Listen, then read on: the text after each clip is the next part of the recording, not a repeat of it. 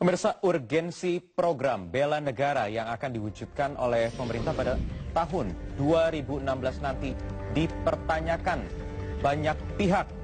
Kami akan hadirkan nanti perbincangannya usai jeda berikut ini di Prime News.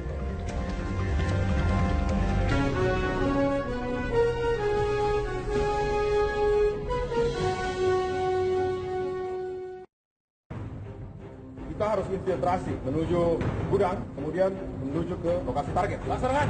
Siap, laksanakan.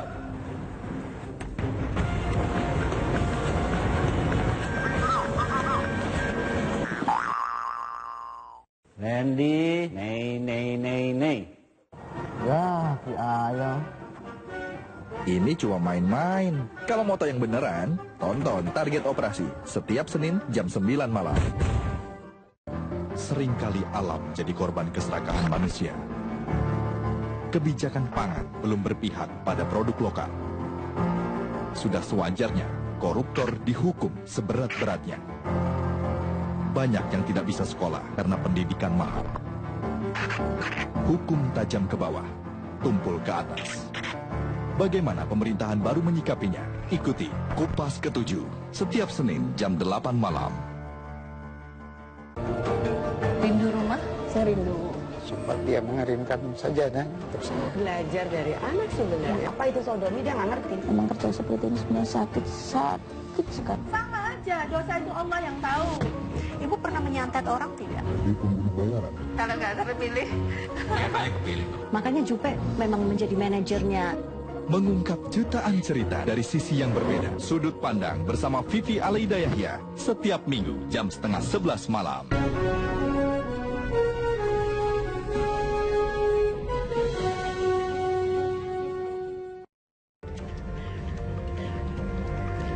Pemirsa, pemerintah tengah menggodok rencana wajib bela negara bagi generasi muda. Program ini diklaim bukan wajib militer, meski diakui akan melibatkan unsur TNI dan Polri. Lantas apa urgensi program bela negara ini? Kementerian Pertahanan akan memberlakukan program bela negara. Menko Polhukam Luhut Binsar Panjaitan menyatakan program bela negara ini bukan wajib militer, meskipun diakui akan melibatkan TNI dan Polri dalam program pelatihannya.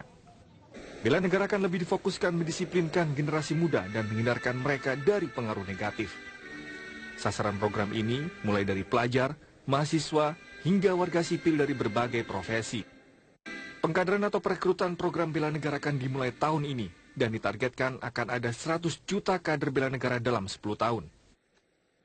Bela negara itu oleh Kemhan dibuat program, nah angkanya saya masih lihat koreksi dulu. Tapi tujuannya sebenarnya untuk mendisiplinkan anak-anak muda kita, sehingga mereka punya ya seperti mental, revolusi mental juga. Bukan seperti itu. Ada pelatihan-pelatihan yang diselenggarakan nanti di daerah-daerah. Ya kita lihat angkanya, nanti kita lihat realistisnya berapa yang bisa dicapai dalam 5 tahun ke depan ini. Yang melatih dari siapa? Dari tentara atau dari... Ya tentu tentara kombinasi, ada tentara, polisi, ada tentu unsur-unsur ilmu pengetahuan yang lain. Ya. Pemerintah berkeyakinan sumber daya manusia yang siap membela negara merupakan salah satu unsur dalam kekuatan bangsa. Meski ditegaskan rencana pembentukan gerakan bela negara yang digagas oleh Menteri Pertahanan berbeda dengan wajib militer, namun program ini akan bermuatan pelatihan ketahanan fisik, latihan menembak, dan pemahaman ideologi bela negara. Jika wajib militer memakan waktu 2 tahun berupa pelatihan yang dilanjutkan dengan penugasan dalam kesatuan militer, namun bela negara hanya ditempuh dalam waktu 1 bulan pelatihan. Apalagi ancaman ke depan itu juga menyangkut yang nir-militer, yang non-militer. Dan itu rakyat harus siap, saya harus tahu, sehingga mereka menjadi alert, ya, siaga, baik secara intelektual maupun juga secara mental. Menanggapi program bela negara ini, pihak DPR menyatakan belum ada pembahasan hal ini antara pemerintah dengan DPR. Seberapa besar anggaran program ini juga belum dirumuskan dengan rinci. Melatih 100 juta kader bela negara selama 10 tahun tentunya butuh biaya yang tidak sedikit. Dalam 5 tahun pemerintahan Pak Jokowi itu, kalau 5 tahun, kalau dari 10 tahun 100 juta mengikuti pola pikirnya Kementerian Pertahanan, maka kalau 5 tahun itu kira-kira 50 juta kan. Kalau 50 juta itu berarti 1 bulan kurang lebih 833.000 orang harus terlatih.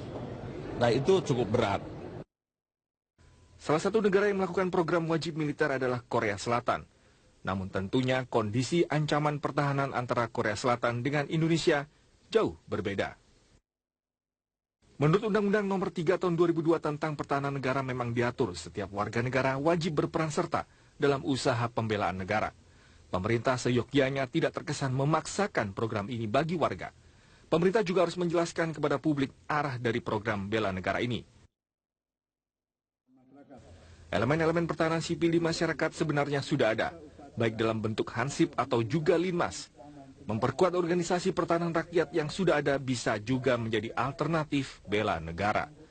Tentunya program bela negara yang disebut-sebut bagian dari program revolusi mental ini bisa dirumuskan dan diterjemahkan dengan baik pada masyarakat, agar tidak terjadi salah tafsir dan keluar dari tujuan awalnya.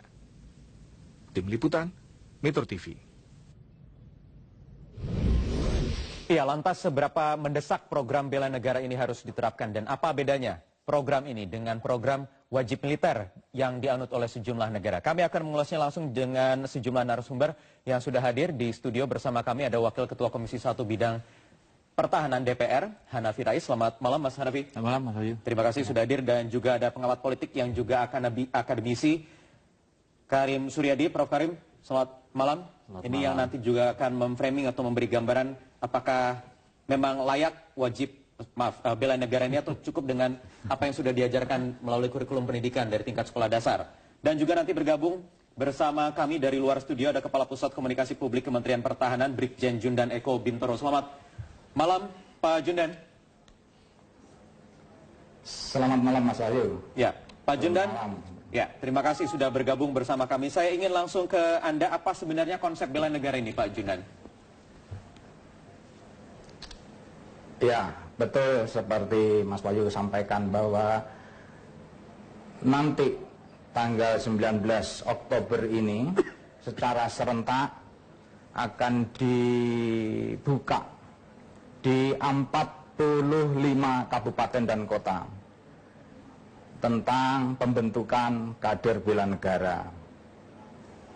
Nah, pembentukan kader bela negara ini sebetulnya bertujuan untuk mendapatkan kader yang nantinya dapat menyelenggarakan PKBN di lingkungannya dan mengimplementasikan bagi dirinya sendiri. Ya, itu yang menjadi tujuan. Adapun sasarannya sebetulnya sasaran ini agar tercapai 5 nilai bela negara, di mana ada kecintaan kepada tanah air, sadar berbangsa dan bernegara, rela berkorban, dan memiliki kemampuan awal bela negara. Itu sebetulnya sasaran yang hendak kita capai. Kemudian yang ditekankan ini apa? Sisi apanya? Apakah kekuatan fisikah atau apa? Karena ini banyak juga yang menyamakan ini seperti wajib militer begitu Pak Jundan. Ya, seperti dikatakan tadi, baik itu oleh Bapak Menhan, oleh Pak Luhut, bahwa ini bukan wajib militer. Jadi jauh dari wajib militer. Nah, kita sudah menyiapkan kurikulum sebetulnya, kurikulum yang sangat jauh tidak ada, fisiknya dapat dikatakan tidak ada. Karena tadi saya katakan sasarannya yang memiliki kemampuan awal bela negara itu bukan seperti kita akan membentuk militer, tetapi kita hanya kemampuan awal bela negara saja. Kemampuan awal bela negara itu misalkan baris berbaris, penghormatan, terus hanya pengenalan senjata itu pun tidak sampai menggunakan semua senjata, begitu. Hanya pengenalan saja, misalkan senjata perorangan seperti apa itu memang ada. Jadi tidak seperti yang dibayangkan pelatihan militer. Bukan wajib militer ya. Boleh tahu berapa persen kira-kira proporsinya antara yang fisik, yang berbau militer dengan yang tidak, proporsinya? Kalau saya boleh memperkirakan fisik nggak sampai 10% pun tidak sampai. Karena tadi yang saya sampaikan tidak ada misalkan kegiatan bela diri militer, kegiatan untuk misalkan perkelahian sangkur seperti yang dilakukan di wajib militer tidak ada. Jadi semuanya itu hanya bagaimana mereka mendapatkan program studi misalkan untuk penguatan tadi itu, nilai-nilai yang nggak kita capai yang 5 tadi itu. Berapa waktu atau berapa lama nanti seseorang yang mengikuti program wajib bela negara ini harus meninggalkan aktivitasnya? Ya, nanti pada tanggal 19 itu kira-kira 1 bulan. Dari tanggal 9 Oktober sampai kira-kira tanggal 20 lah. 20 di bulan berikutnya. Jadi hanya 1 bulan. Wajibnya selama 1 bulan? Iya. Ya, mengikuti pembentukan itu 1 bulan. 1 bulan sampai usia maksimal 50 tahun? Memang kita Kementerian Pertahanan itu membuat kriteria itu ditujukan kepada Pemda. Nanti Pemda yang akan memilih. Mereka sukarela sebetulnya. Yaitu yang pertama kriteria tadi usia. Usia itu 18 tahun ya, harus 80 tahun ke atas. Terus yang kedua sehat jasmani. Yang ketiga ada dari lingkungan pendidikan, lingkungan pemukiman, dan lingkungan pekerjaan. Itu yang dipersyaratkan. Iya, Pak Jundan tadi tujuannya ketika ya silakan lanjutkan dulu. Bagaimana? Ya, itu tadi tujuannya bahwa di akhir mereka itu akan bisa mengimplementasikan, bisa mengajak lingkungannya. Jadi ini pada profesi masing-masing, di profesinya masing-masing. Ya. Tadi Anda katakan sukarela, tetapi saya boleh kutip dari sejumlah media online, terutama ada Pak Menhan, Pak Riamizar Tirekudi yang mengatakan bahwa ini wajib, bahkan bagi siapapun yang menolaknya ini silakan angkat kaki dari Republik ini. Jadi yang benar mana, sukarela atau wajib, Pak Jundan?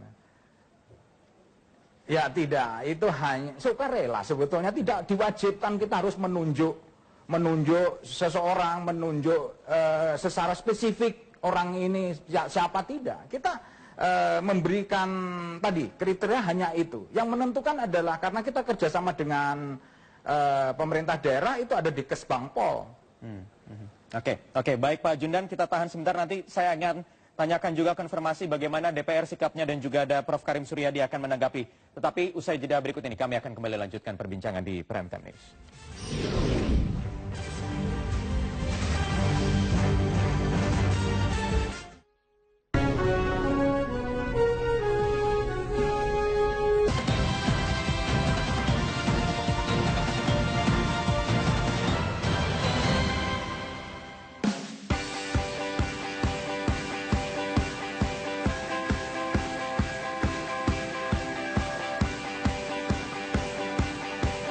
Kami hadir dari semua denyut nadi perekonomian masyarakat Indonesia.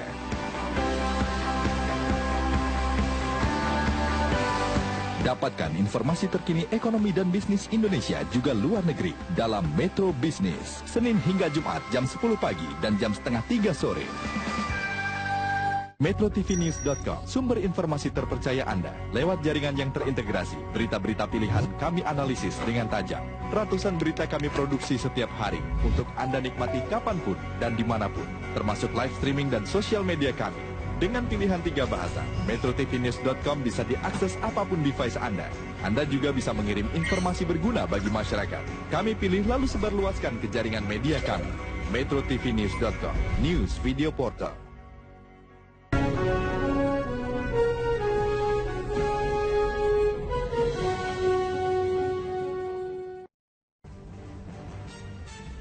Ya, kita lanjutkan perbincangan. Saya ingin ke Prof. Karim langsung. Prof. Karim, saya ingin minta tanggapan Anda. Ya, pertama ide dasarnya saya setuju ya. Ide dasar dalam pengertian bela negara itu harus dilatih, harus dididik. Karena tidak ada orang yang lahir dengan bela negara yang bagus. Tetapi kok kesininya, saya jadi banyak pertanyaan. Pertama, ini dihubung-hubungkan dengan revolusi mental. Dihubung-hubungkan dengan segala macam karakter dan sebagainya. Kalau memang tujuannya revolusi mental, menurut saya yang harus menjadi leading sektor bukan Menko Polhukam, tapi harusnya Menko Pembangunan Manusia. Ya. Itu yang pertama. Yang kedua, kalau memang tujuannya hanya membentuk nilai-nilai kayak yang disebut 5 tapi disebut 3 tadi, Tidak usah dibawa-bawa ke Rindam gitu loh. Dan saya tanya, apa dasarnya ini kok seperti mimpi? Kalau betul ini bela negara ini sebagai implementasi dari hak konstitusional warga negara, setiap warga negara berhak dan wajib itu serta dalam usaha bela negara, yang kemudian di Undang-Undang Pertahanan Negara, pasal 9 jelas dikutip ayat 1-nya, setiap warga negara berhak dan wajib ikut serta dalam usaha bela negara yang diwujudkan melalui pertahanan negara. Ayat 2-nya disebut bahwa bela negara itu diwujudkan dalam 4 aspek saja. 1, pendidikan kewarganegaraan, kemudian pendidikan dan latihan dasar militer wajib, kemudian pengabdian melalui TNI wajib sukarela dan melalui profesi masing-masing. Nggak ada melalui bela negara. Jadi tidak perlu lagi ini program menurut seperti saya, ngapain sudah ada PKN di sana, sudah ada pengabdian menurut profesi TNI. Jadi kalaupun mau, mestinya Badan Diklat atau Bitdikpom, pembinaan potensi pertahanan, Dirjen Potham, Kemhan itu sediakan saja kurikulumnya. Laksanakanlah misalnya. Ini kurikulum juga sudah disiapkan loh, Prof. Karena ini juga tadi sudah ditegaskan oleh Pak Jundan, ini mungkin ini yang dikhawatirkan atau ditangkap publik secara berlebihan begitu ya. Porsi militer yang besar, tetapi tadi sudah dikatakan ini tidak sampai 10% kok apalagi porsi kalau begitu, fisiknya. Ini tidak konseptual yo. Di zaman di saat desentralisasi, kok ini didominasi desentralisasi. Jadi maksud saya boleh saja ada bela negara, tapi harus kontekstual, apalagi menyangkut profesi. Di kalangan kampus itu sudah bukan lagi pendidikan karakter, tapi harus karakter yang terkait atau karakter yang berbasis profesi masing-masing. Jadi karakter kedokteran ya yang berhubungan dengan dokter, karakter keguruan berhubungan dengan guru. Toh akhirnya juga paling-paling diarahkan ke potensi cadangan kan begitu. Jadi menurut saya lebih baik memberikan isi pada konteks yang ada. Yang kedua, kita ini tidak sedang memikirkan menghadapi musuh seperti halnya Korea Utara begitu. Kita hanya sedang membangun infrastruktur, ekonomi, tapi tetap mewaspadai adanya ancaman militer. Dan menurut berbagai analisis, invasi ke Indonesia itu kecil kemungkinan. Yang mungkin terjadi itu infiltrasi, ancaman SARA, narkoba, dan lain-lain. Kalau begitu, maka yang harus kita tiru adalah kalau disebut-sebut misalnya Korea Selatan, kalau disebut Singapura, Malaysia, harus diturutnya Samuel Andong gitu ya. Jadi bukan wajib militernya, tapi bagaimana Samuel Andong di Korea Selatan itu membangun disiplin berbasiskan ketelatenan, membangun kemandirian berbasiskan menolong diri sendiri, dan kerja keras gitu. Jadi sebenarnya ini masalah pendekatan begitu ya, Prof ya? Menurut saya persoalannya lebih kepada cara berpikir dan mindset begitu. Di saat kita sedang memacu ekonomi, infrastruktur, kok berpikirnya seperti ketakutan akan perang besok begitu. Padahal kan ini paling jauh juga kita menyiapkan komponen cadangan yang apabila situasi memaksa dimobilisasi begitu. Jadi saya agak gimana ya, reading bulu punduk gitu loh. Saya ingin minta tanggapan dulu sebentar dari Pak Jundan tadi, konteksnya nih yang sebenarnya agak kurang tepat, kemudian apakah masih ada cara lain, bukankah masih ada cara lain yang bisa dikedepankan begitu dibandingkan dengan program wajib bela negara ini?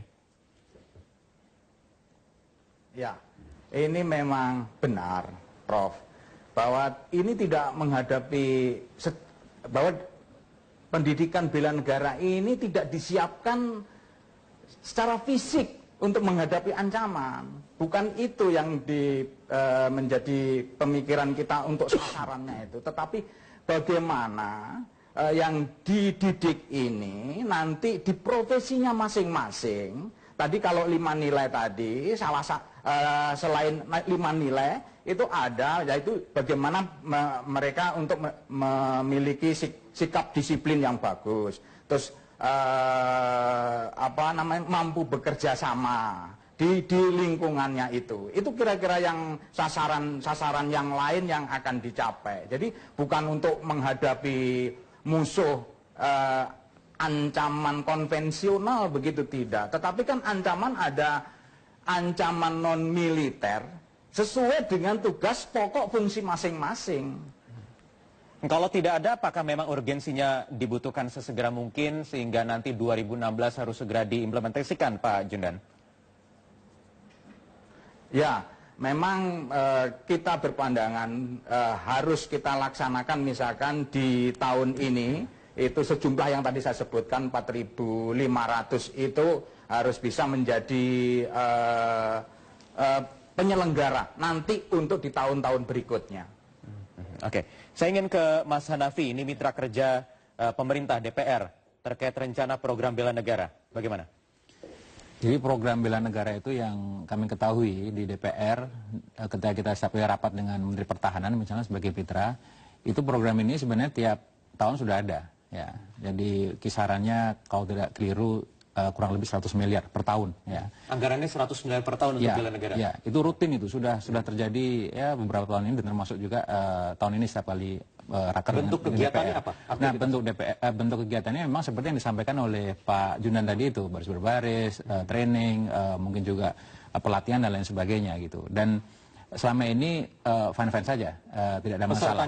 Pesertanya di masing-masing daerah ya, ada pengumuman, kemudian mereka bisa ikut atau mungkin juga diseleksi oleh pemerintah. Selama ini baik-baik saja, cuma ini kan kemudian menjadi hot topic ya, menjadi perdebatan pro kontra ketika kemudian Pak Menhan membesarkan volume ini menjadi sekian banyak, 100 juta dalam 10 tahun, sehingga kemudian konsumsi anggaran dan lain sebagainya. Bagi saya ini kita harus memahami Pak Menhan ini tentara yang jago strategi dan berhasil menarik perhatian kita semua sekarang ini gitu. Sehingga kita pro kontra seperti ini kan ya. Dan ternyata berhasil gitu. Dalam waktu dua hari kita semua bicara soal bela negara. Nah, saya memahaminya bela negara ini selain mungkin bobot hankamnya itu ada, itu juga perlu di-insert, perlu disisipi dengan pendekatan yang lebih kontemporer. Saya ambil contoh misalnya, kita tidak usah mengatakan ambil contoh wamil dari Korea Selatan, Singapura, Malaysia dan lain sebagainya, Iran, Israel dan lain sebagainya. Itu terlalu jauh. Terus juga tadi Pak Junan mengatakan ini bukan wajib militer juga. Saya lebih ingin kita mensisipkan program bela negara ini dengan pendekatan kontemporer, meminjam apa yang dilakukan oleh Amerika Serikat dengan program yang namanya Peace Corps. Jadi relawan dilatih melalui anggaran APBN Amerika, bahkan melibatkan donasi swasta ya, yang tentu transparan ya, yang kemudian misinya adalah misi perdamaian, kemudian melakukan resolusi konflik di luar negeri ya. Nah, kalau ini kita di dalam negeri cukup ya, karena negara kita ini kan meskipun di sana ancamannya jauh lebih besar beda dengan kita ya. Nah, kita ini punya ancaman yang sifatnya lebih banyak, bukan ancaman tradisional, perang teritori, perang antar negara, enggak. Ancaman kita ancaman non tradisional. Bagaimana Nabi bencana, bagaimana tadi pagi atau siang Aceh disingkil misalnya yang potensi konflik SARA. Nah, kalau kita punya relawan yang dilatih dengan pendekatan itu untuk lebih relevan. Lagi-lagi soal pendekatannya, karena kalau untuk konsepnya sendiri bela negara ini juga sudah diamanatkan oleh Undang-Undang Dasar. Betul. Dan juga anggarannya sudah ada. Tetapi ini dinaikkan lagi volumenya. Apakah sudah dikomunikasikan sebelumnya DPR atau tidak? Pernah disampaikan, tetapi kita belum bicara soal detail. Oke, saya ingin dalami lagi soal. Ya, kita lanjutkan kembali perbincangan. Saya ingin kembali ke Mas Hanafi. Tadi sudah dikatakan ada anggarannya memang tiap tahun untuk program bela negara ini 100 miliar per tahun. Kemudian ada konsep program baru lagi nanti wajib bela negara ini yang akan mulai running lagi. Kemudian volumenya ditangkatkan, targetnya 100 juta dalam 10 tahun ke depan, artinya volume anggarannya juga sudah besar. Apakah ini sudah dikomunikasikan sebelumnya, karena ini sudah harus jalan tahun depan, bagaimana ini? Memang Pak Menteri pernah dalam raker kita pernah menyampaikan program bela negara ya. Tetapi memang waktu itu kita tidak membahasnya secara detail, secara lengkap begitu ya. Cuma sepintas saja gitu. Tapi kemudian ketika ada ide angkanya menjadi besar, konsumsi anggaran juga pasti akan semakin besar pula, itu memang belum dibicarakan ya. Tapi ini saya kira, saya menafsirkan ini cari cara Pak Menteri ini berkomunikasi publik ya, menarik perhatian supaya kita akhirnya bicara soal ini gitu. Jadi saya tidak mempersoalkan angkanya ya. Tetapi bahwa semangat ini menjadi ide besar atau program besar pemerintah, silahkan ya. Yang jelas payung hukumnya itu mewadahi itu gitu. Jadi misalnya selain angkanya juga itu kalau dalam hitung-hitungan cukup fantastis karena harus memfasilitasi 100 juta warga negara. Ada profesi ini usia produktif yang harus meninggalkan kegiatan sehari-harinya walaupun 1 bulan, tapi kan harus diganti dan lain sebagainya. Jadi untuk masalah konsumsi anggaran ini tentu bisa punya banyak opsi ya. Kalau pakai APBN itu berarti payung hukumnya juga harus jelas dulu. Kalau selama ini kan program bela negara ini saya kira dicantolkan ke Undang-Undang Pertahanan Negara ya. Jadi kalau memang ini mau menjadi volume yang lebih besar dan dianggap menjadi program strategis pemerintahan sekarang, ya tidak ada salahnya juga ditawarkan Undang-Undang bela negara gitu ya. Dan Di situ kemudian akan diatur secara lebih rigid soal volumenya, tahapannya, kemudian anggarannya yang melibatkan seberapa jauh dan lain sebagainya. Supaya apa? Supaya tanggal 19 Oktober dan selanjutnya itu tidak menyalahi aturan. Itu dia. Kalau ternyata memang tetap harus dijalankan, pemerintah bisa sebenarnya Ya, tidak tetapi anggarannya hanya undang-undang. 100 miliar itu tadi, Iya. tidak ada anggaran lebih. Tapi bisa mengusulkan perpu misalnya. Oke. Gitu. Oke. Cuma kalau perpu kan jadi perdebatan. Ya, Mana ya, kritisnya, apa mana urgensinya gawanya. ya. Tapi ya nggak masalah Unsur juga. Dulu kegentingan ya. undang-undang pilkada juga kalau dengan Oke. perpu. Saya ingin tanyakan langsung kalau gitu ke Pak Jundan. Pak Jundan, anggarannya memang sudah ada 100 miliar, kemudian nanti masih belum mendalam lagi, termasuk juga payung hukumnya apakah perlu diatur dengan undang-undang khusus bela negara ini. Tetapi ini kan program sudah direncanakan akan berjalan 19 Oktober nanti. Bagaimana jadinya Pak Jundan? Ya, jadi begini Mas Wahyu. Program bela negara ini sebetulnya adalah program rutin. Program rutin yang tadi disampaikan oleh Mas Hanafi tadi ya. Jadi program rutin yang sebetulnya sudah berada di bawah salah satu Direktorat Jenderal Potensi Pertahanan.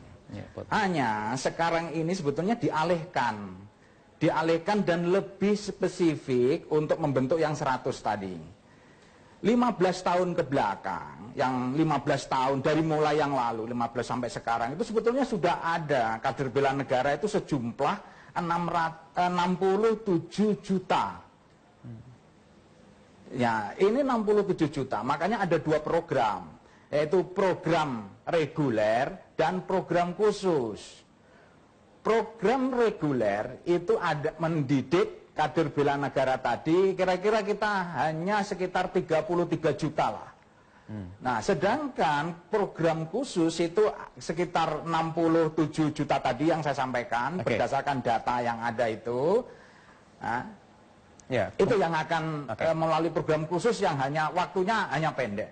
Waktunya hanya pendek. Kemudian berarti tetap menggunakan pos anggaran yang lama, dan juga nanti tetap programnya akan tetap dijalankan ya, program bela negara yang akan di-launch per tanggal 19 Oktober ini nanti ya.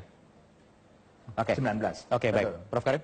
Ya, saya tahu ini bukan program baru ya. Bahkan mahasiswa saya secara sukarela dia mengundang tentara kok untuk mengadakan latihan dasar kepemimpinan, latihan keprajuritan gitu. Dan itu tidak jadi soal. Dan sering saya katakan bahwa masalah bela negara, masalah penghormatan terhadap simbol-simbol negara itu bukan hak eksklusif tentara. Dan harus kita ambil alih semua. Kita harus ikut campur, karena itu hak kita. Jadi artinya ketika ini direduksi menjadi datang dari Kemhan gitu ya. Kemudian peserta digiring ke Rindam. Maka kesan militerisasi itu tidak akan hilang. Ini soal image, itu yang pertama. Yang kedua, apalagi menyangkut jumlah 100 juta. Ini tidak bisa lain selain katakan mobilisasi. Seperti kita akan menghadapi perang. Jadi maksud saya, buatlah kurikulum kalau mau dibuat kurikulum. Dan lakukanlah menurut 4 jalur yang ada saja. Untuk menumbuhkan lagi, mengembangkan lagi kecuali kalau undang-undang bela negara itu dibuat ya silahkan. Tapi kan belum ada undang-undang bela negara. Yang ada undang-undang pertahanan negara. Dan di dalam undang-undang pertahanan negara hanya menyebut 4 jenis, 4 media. PKN, pendidikan kewarganegaraan, latihan dasar, tentara, profesi. Jadi silakan saja serahkan secara kontekstual ke profesi masing-masing. Untuk mengembalikan rasa cinta terhadap negara dan bangsa seperti yang ditegaskan oleh Menhan, apakah cukup dengan 4 poin tadi? Tidak, itu butuh habituasi ya. Butuh habituasi. Misalnya di sekolah, ada pasukan khusus. Anak saya saja mengibarkan bendera jam 6, sukarela kok. Gitu. Jadi menurut saya karakter ini tidak bisa diindoktrinasi begitu saja. Sekarang konteksnya sudah berubah gitu ya, sudah beda. Jadi harus kontekstual gitu ya, dan harus membaca semangat zaman itu yang penting. Jadi ide dasar saya setuju, karena bela negara tidak dibuat sejak lahir. Tapi bacalah semangat zaman agar berjalan gitu. Yang kita inginkan kan kecintaan ini tumbuh gitu. Oke, baik. Intinya semua sepakat ini programnya baik, bagus, kemudian tinggal pendekatan dan juga implementasinya yang harus didalamkan. Itu sudah habis Mas Hanafi, mohon maaf. Nanti kita ada waktu lagi. Yang penting diperkaya Mas dengan pendekatan-pendekatan baru. Baik. Terima kasih Bapak-bapak, Mas Hanafi dan juga Prof Karim dan juga Pak Jundan atas waktunya bergabung dari Kantor Kementerian Pertahanan atas perbincangan malam hari ini di Prime Time News. Dan pemirsa, kami masih akan hadirkan sejumlah informasi lainnya usai jeda berikut ini, di antaranya. Dari 246 kasus kebakaran hutan, Mabes Polri sudah menetapkan 17 korban